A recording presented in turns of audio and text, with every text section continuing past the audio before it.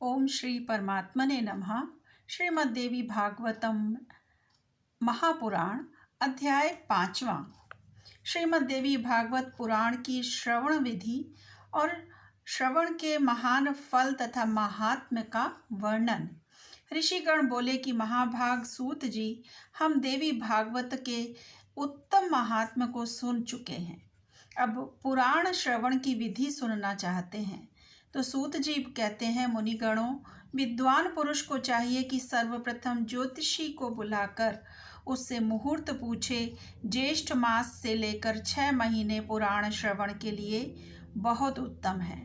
हस्त, अश्विनी, मूल, पुष्य, रोहिणी, श्रवण एवं मृगशिरा तथा अनुराधा नक्षत्र, पुण्य तिथियां और शुभ ग्रह वार, इनमें कथा आरंभ करने से उत्तम फल प्राप्त होता है।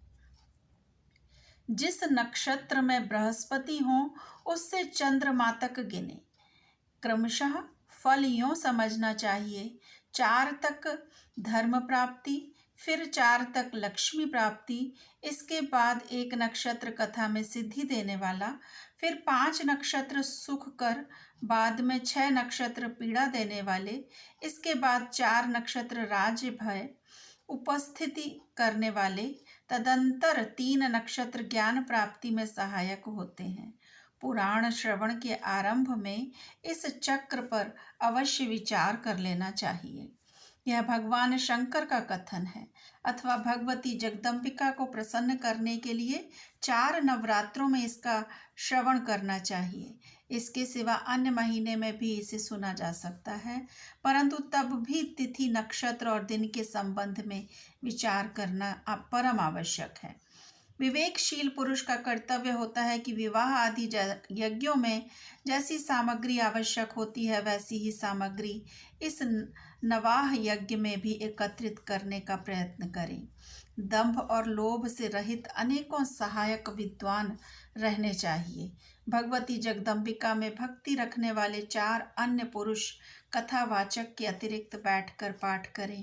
प्रत्येक दिशा में यों समाचार भेजना चाहिए: आप लोग यहाँ अवश्य पधारें, श्रीमद् देवी भागवत की कथा आरंभ हो रही है।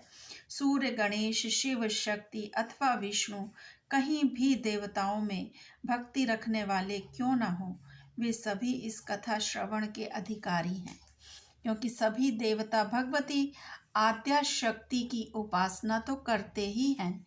श्रीमद् देवी भागवत की कथा अमृतमयी है।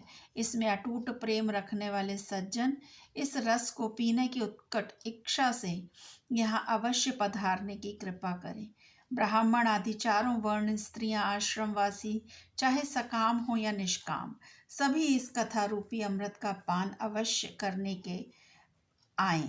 यदि 9 दिनों तक कथा सुनने का अवकाश न मिले तो इस पुण्यमय यज्ञ में यथाअवसर कुछ समय के लिए तो अवश्य ही आना चाहिए। अत्यंत नम्रता के साथ जन समाज में निमंत्रण भेजना चाहिए। आए हुए सज्जनों को ठहराने के लिए समुचित स्थान का प्रबंध करें।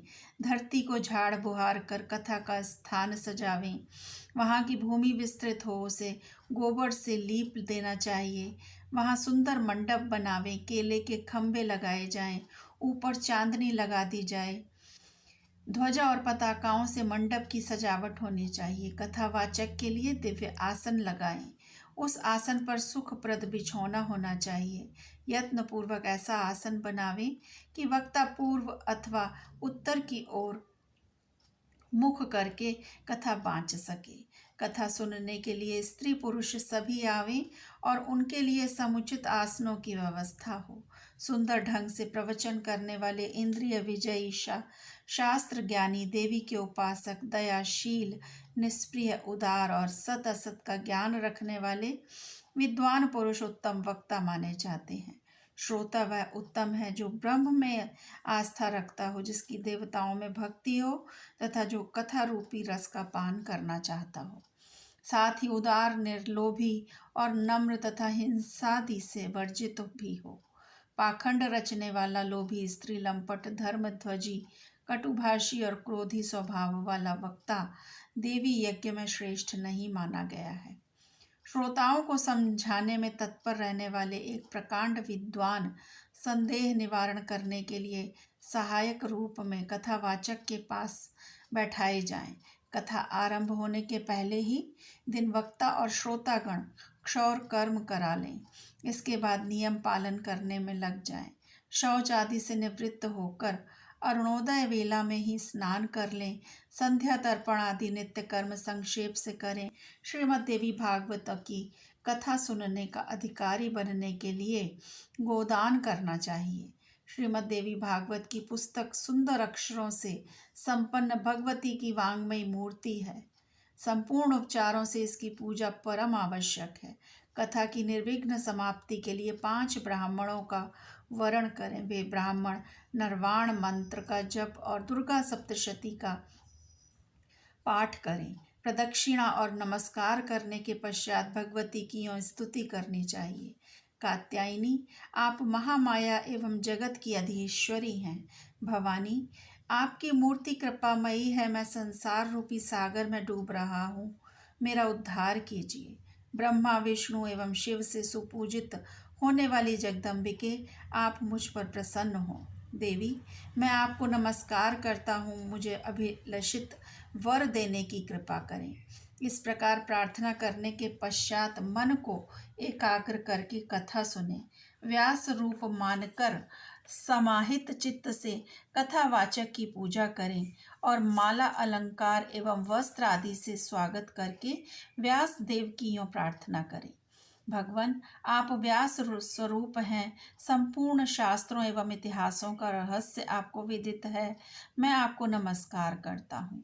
कथा रूपी चंद्रमा को उदय करके मेरे अंतःकरण के अंधकार को दूर करने की कृपा करें। 9 दिनों तक सभी नियम प्रथम दिन की तरह करने चाहिए। ब्राह्मणों को बैठाकर उनकी पूजा करने के पश्चात स्वयं बैठे धर्म, अर्थ, काम और मोक्ष चारों पुरुषार्थ करने के लिए खूब सावधानी से कथा श्रवण करनी चाहिए। उस समय घर, स्त्री, पुत्र और धन संबंधी चिंता बिल्कुल दूर कर दें। पंडित जी सूर्योदय से लेकर सूर्यास्त होने के कुछ समय पहले तक कथा बाँचें। दोपहर में केवल 2 घड़ी विश्राम करना चाहिए। लघु शंका का और शौच का नियंत्रण रहे, अर्थात बारंबार न जाना पड़े, इसके लिए थोड़ा भोजन करना उत्तम है। बस वास्तव में तो कथार्थी एक समय केवल हविष्यान्न खाएं, यही ठीक है, अथवा वे फल, दूध एवं घृत के आधार पर रह सकते हैं। विचारशील पुरुष को चाहिए कि जिससे कथा में विघ्न न पड़े वैसे ही भोजन की व्यवस्था कर लें। द्विजवरों, अब कथा श्रवण में निष्ठा रखने वालों के नियम बताता हूँ। जो ब्रह्मा, विष्णु और शंकर में भेद दृष्टि रखते हैं, भगवती जगदम्बिका में जिनकी भक्ति नहीं होती, तथा जो पाखंडी, हिंसक, कपटी, ब्राह्मण द्रोही और नास्तिक हैं, उन्हें श्रीमद् देवी भागवत की कथा सुनने का अधिकार नहीं है।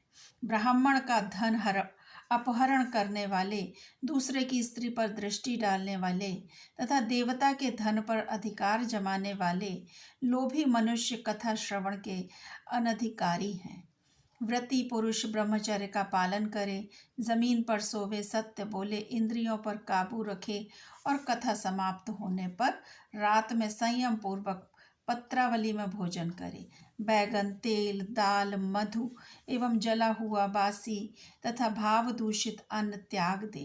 मांस, मसूर, ऋतुमती स्त्री का देखा हुआ अन्न, मूली, हींग, प्याज, लहसुन, गाजर, कोहड़ा और नालिका नामक साग न खाएं।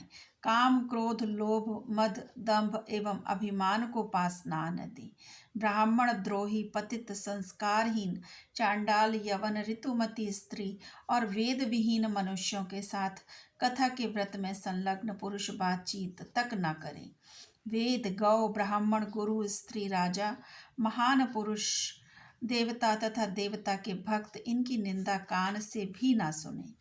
जो कथावृत्ति पुरुष हैं, उन्हें चाहिए कि सदा नम्र रहें, निष्कपट व्यवहार करें, पवित्रता रखें, दयालु बने, थोड़ा बोलें और मन ही मन उदारता प्रकट करते रहें।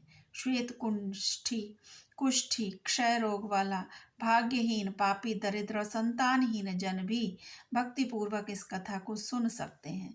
जो स्त्री वंध्या है, भाग्यहीना है तथा जिसे एक संतान के बाद पुनः संतान नहीं हुई हो, अथवा जिसके बच्चे मर जाते हों या गर्भ में गिर जाते हों, ये स्त्रियां श्रीमद् देवी भागवत की कथा सुने। जो पुरुष बिना परिश्रम ही धर्म, अर्थ, काम और मोक्ष पाने की अभिलाषा रखता है, वह यत्न पूर्वक श्रीमद् देवी भागवत की कथा सुने। कथा की ये 9 दिन 9 यज्ञों के समान है। इनमें किया हुआ दान, हवन, जप अनंत फल देने वाला होता है। इस प्रकार नवाह व्रत करके कथा का उद्यापन करना चाहिए। फल की अभिलाषा रखने वाले पुरुष महाष्टमी व्रत के समान इसका भी उद्यापन करें। निष्काम पुरुष कथा श्रवण मात्र से ही पवित्र होकर आवागमन से रहित हो जाते हैं, क्योंकि निज जनों को भोग और मोक्ष प्रदान कर देना भगवती जगदम्बिका का स्वभाव ही है।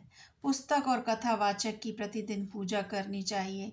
वक्ता के लिए दिए हुए प्रसाद को भक्तिपूर्वक स्वीकार कर लें। जो पुरुष प्रतिदिन कुमारी कन्याओं की पूजा करता है, उन्हें जिमाता और प्रार्थना करता है, साथ ही सुवासिनी स्त्रियों और ब्राह्मणों को भी भोजन कराता है, उसकी कार्य सिद्धि में कुछ भी संदेह नहीं रहता। कथा समाप्ति के दिन संपूर्ण दोषों के शमनार्थ गायत्री सहस्त्र नाम तथा विष्णु सहस्त्र नाम का पाठ करना चाहिए, जिनके स्मरण और नामोच्चारण से तप, यज्ञ और क्रियाओं में न्यूनता नहीं रह जाती। उन भगवान विष्णु का कीर्तन अवश्य करना चाहिए। समाप्ति के दिन दुर्गा सप्तशती मंत्रों से या देवी भागवत के मूल पाठ से अथवा नवार्ण मंत्र से हवन करने का विधान है, अथवा गायत्री मंत्र का उच्चारण करके घृत सहित खीर का हवन करना चाहिए, क्योंकि इस श्रीमद् देवी भागवत को गायत्री का स्वरूप ही कहा गया है। वस्त्र, भूषण और धन से कथावाचक को संतुष्ट करना चाहिए। कथावाचक के प्रसन्न हो जाने पर संपूर्ण देवताओं की प्रसन्नता उपलब्ध हो जाती है। भक्तिपूर्वक ब्राह्मणों को भोजन कराकर उन्हें दक्षिणा से संतुष्ट करें, क्योंकि ब्राह्मण पृथ्वी पर देवता के स्वरूप हैं। उनके प्रसन्न होने पर अपनी अभिलाषा पूर्ण हो जाती है। देवी में भक्ति रखने वाला पुरुष सुहागिनी स्त्रियों को और कुमारी कन्याओं को भोजन करावे और उन्हें दक्षिणा देकर अपने कार्य की सिद्धि होने के लिए उनसे प्रार्थना करे। स्वर्ण दूध देने वाली गाय, हाथी, घोड़े तथा पृथ्वी आदि का भी दान देना चाहिए। इस दान का अक्षय फल होता है। यह श्रीमद् देवी भागवत सुंदर अक्षरों में लिखा जाए, इसे रेशमी वस्त्र के वेष्टन में लपेटकर स्वर्ण के सिंहासन पर रखें और अष्टमी अथवा नवमी के दिन कथावाचक की पूजा करके उन्हें दे दें। ऐसा करने से वह पुरुष इस लोक में भोगों को भोग कर अंत में दुर्लभ मुक्ति पा जाता है। पुराण की जानकारी रखने वाला दरिद्र, दुर्बल बालक, तरुण अथवा बूढ़ा पुरुष भी नमस्कार कराने का अधिकारी, पूज्य एवं सर्वदा आदरणीय माना जाता है। गुण एवं जन्म देने वाले जगत में अनेकों गुरु हैं, किंतु उन सबकी अपेक्षा पुराण का ज्ञाता गुरु ही सर्वश्रेष्ठ समझा जाता है।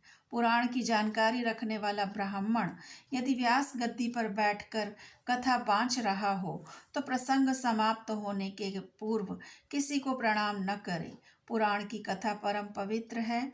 जो इसे उपेक्षा बुद्धि से सुनते हैं उन्हें फल तो मिलता ही नहीं, उल्टे दुख और दारिद्र्य भोगने पड़ते हैं। पुराण के जानने वाले पुरुष को आसन, पात्र, द्रव्य, फल, वस्त्र और कंबल देने वाले बड़भागी जन भगवत धाम के अधिकारी होते हैं। जो पुस्तक को रेशमी वस्त्र और सूत से वेष्टित करके दान करते हैं, उन पुरुषों को अनेक सुख भोगने का अवसर मिलता है। यदि कोई पुरुष जिस किसी प्रकार से भी देवी भागवत की 9 आवृत्तियां सुन चुका हो, उसके फल का कहाँ तक वर्णन किया जाए। वह तो जीवन मुक्त ही हो जाता है। राजा से शत्रुता हो जाए, हैजा आदि महामारी का प्रकोप हो, अकाल पड़ जाए अथवा राष्ट्र विप्लव हो, तो इन सब के भय की शांति के लिए यह देवी भागवत सुनना चाहिए। द्विजगणों, भूत प्रेत संबंधी बाधा शांत करने, शत्रु से राज्य पाने तथा पुत्रोत्सव होने के लिए इस देवी भागवत का श्रवण परम आवश्यक है। श्रीमद् देवी भागवत के आधे श्लोक अथवा आधे पाद का भी श्रवण पाठन करने वाला पुरुष परम पद का अधिकारी हो जाता है। स्वयं भगवती जगदम्बिका के श्री मुख से आधा श्लोक ही निकला। तत्पश्चात शिष्य परंपरा से उसी का इतना विस्तृत देवी भागवत तैयार हो गया। गायत्री से बढ़कर न कोई धर्म है, न तपस्या है, न देवता है और न भजने योग्य ही है। गायत्री शरीर की रक्षा करती है, अतएव इसे गायत्री कहते हैं। वही गायत्री इस देवी भागवत में अपने रहस्यों सहित विद्यमान है। यह देवी भागवत पुराण जगदम्बिका को प्रसन्न करने का अचूक साधन है। श्रीमद् देवी भागवत परम पावन पुराण है। ब्राह्मणों का यह एकमात्र धन है। नारायण स्वरूप धर्म नंदन युधिष्ठिर ने इसमें धर्म की पर्याप्त व्याख्या की है। गायत्री का रहस्य निवास भूत भगवती के मणिद्वीप का वर्णन एवं स्वयं भगवती द्वारा हिमालय से कही गई गीता का वर्णन भी इसमें है, जिनके संपूर्ण प्रभाव को महान देवता गण भी नहीं जान पाते। उन भगवती जगदम्बिका के चरणों में निरंतर मेरा प्रणाम है। जिनके चरण कमलों की धूलि के प्रभाव से ब्रह्मा जी इस जगत की सृष्टि करते हैं, विष्णु पालन करते हैं और रुद्र संहार करने में सफल होते हैं, उन भगवती जगदम्बिका के चरणों में निरंतर मेरा प्रणाम है। मणिद्वीप पर भगवती जगदम्बिका का भव्य भवन विराजमान है। यह भवन चिंतामणि आदि रत्नों से बना है। अमृत से भरे कूप और दिव्य वृक्ष उसकी शोभा बढ़ाते हैं।